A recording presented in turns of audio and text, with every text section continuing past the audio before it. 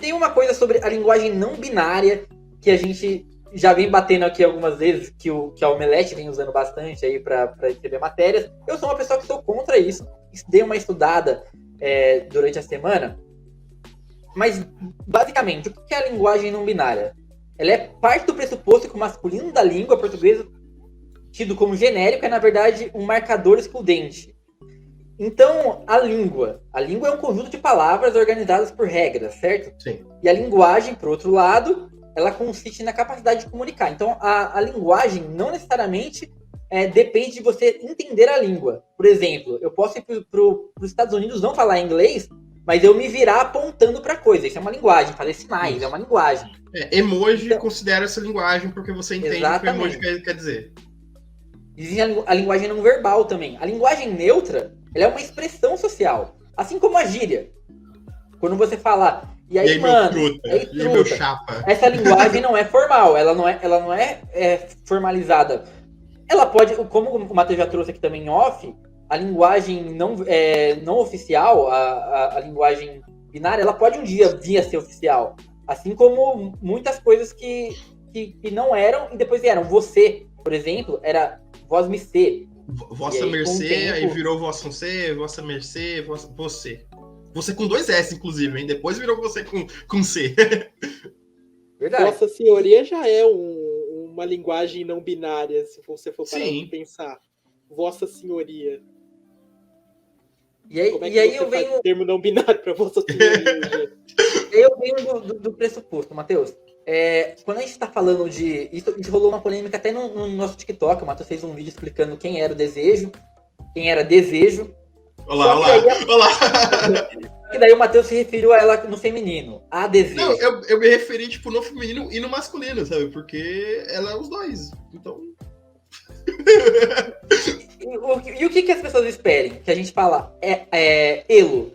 Elo desejo. Tipo, vocês entendem, gente, que isso soa? E quando eu falo em soa, tipo, como a gente tá falando de uma linguagem que não é oficial, a gente pode usar. Mas quando ela soa mal, soa, tipo, pra dar galhofa, eu acho que não é inclusivo. Eu não vejo como isso pode ser legal. Como você pode, tipo... incluir alguma coisa quando você, tipo, todo mundo vai ficar rindo daquilo, sabe? E não soa bem, não pega bem. O ponto que você levantou, né? Não, o ponto que você levantou que eu acho que é o mais importante mesmo, que é a parte séria da discussão. Como é que você bota isso em braille? Como é que você bota isso em linguagem de sinal, né? Porque não tem.